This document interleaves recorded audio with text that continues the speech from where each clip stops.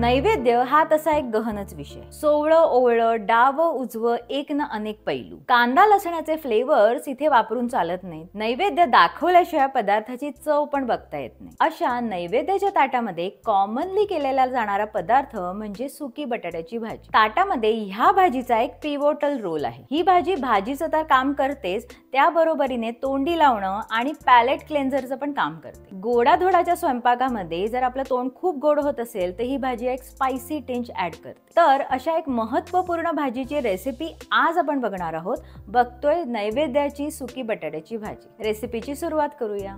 तर welcome back to my channel food stories by Pallavi Kaushik.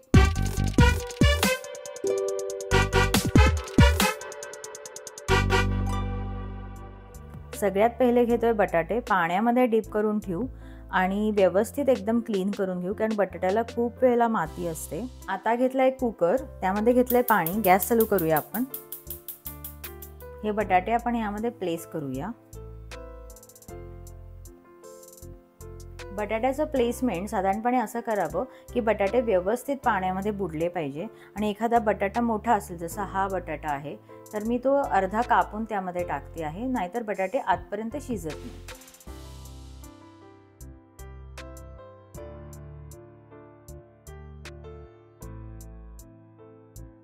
कुकरचं झाकण लावूया आणि अंदाजे 3 ते 4 शिट्ट्या करूया ह्याला.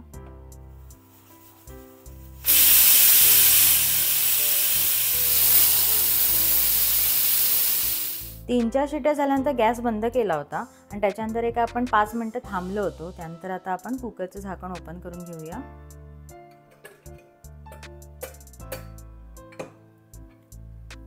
बटाटे एक आपण एका चाळणीमध्ये काढून घेऊया.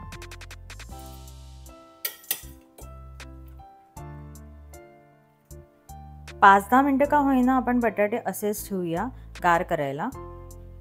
नैवेद्याचा स्वयंपाक ना थोडासा जबाबदारीनेच करायला लागतो. पदार्थाची चव बघता येत नाही आणि मीठ गुळ मसाला ह्याची क्वांटिटी नंतर ऍडजस्ट पण करता येत नाही. अशा वेळेला ही सिच्युएशन थोडीशी सोपी कशी करावी, तर मी नक्कीच सांगू शकते की मी काय फॉलो करते. नैवेद्याच्या पदार्थातली लिस्ट खूप मोठी असते. चटणी, कोशिंबीर, डाबं, उजवं, सार, मसाले भात, साधा भात एटसेट्रा एटसेट्रा. या सगळ्याची पूर्वतयारी तर करायचीच, पण एका वेळेला एका पदार्थावरतीच फुल फोकस ठेवायचा. स्टार्ट टू एंड त्याची फोडणी कंप्लीट झाली, त्याच्यामध्ये मीठ गुळ साखर सगळं टाकून झालं कीच दुसऱ्या पदार्थाकडे वळायचं. एका वेळेला 2-3 फोडण्या शक्यतो करू नये. ट्रेस राहत नाही आणि मीठ टाकलंय की नाही टाकलंय हे पण आठवत नाही. म्हणून एक 1 बाय 1 पदार्थ करून बाजूला करायचं. वेळ वाचतो, संभ्रम राहत नाही, घड्याळ टिक टिक करत असतं आणि ऑलरेडी आपण नर्वस असतो. त्यामुळे ही पद्धत जर आपण फॉलो केली ना तर सगळं एकदम व्यवस्थित पार पडतं. सुक्या बटाट्याची भाजी करताना शक्यतो मी हे नंतर पाण्यात टाकत नाही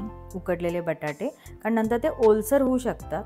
त्यापेक्षा आपण थोडेसे बाजूला ठेवले ना एक 10 मिनिटं, तर ऑटोमॅटिकली मस्तपैकी छान कोरडी भाजी होऊ शकते. बटाट्याचे साल आपण काढून घेऊ.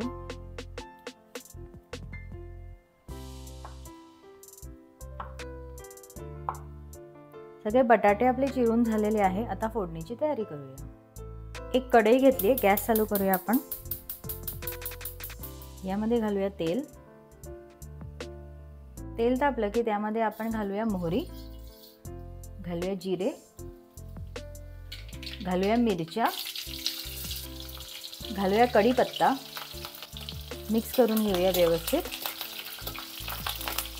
घालूया हिंग, घालूया हळद आणि घालूया मगाशी चिरलेले बटाटे. एकदा मस्तपैकी एक परतून घेऊ आपण, मिक्स करून घेऊ.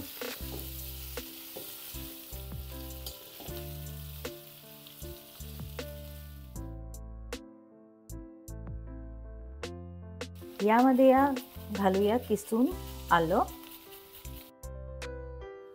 यामध्ये घालूया मीठ, किंचितसा गूळ. जर तुम्हाला गुळाची चव आवडत नसेल तर तुम्ही स्किप केलं तरी पण चालेल. आता हलक्या साधाने आपण हे सगळं मिक्स करून घेऊ. एक 15 ते 20 सेकंद आपण ठेवूया झाकण. झाकण घेऊया काढून. आता सगळ्यात लास्टच्या गोष्टी पिवळ्या थोडंसं का होईना लिंबू घालूया ओला खवलेला नारळ. सगळ्यात शेवटी घालूया मस्तपैकी चिरलेली कोथिंबीर. मिक्स करून घेऊ आपण. आणि आपली नैवेद्याची अशी बटाट्याची भाजी आहे रेडी टू सर्व. एन्जॉय.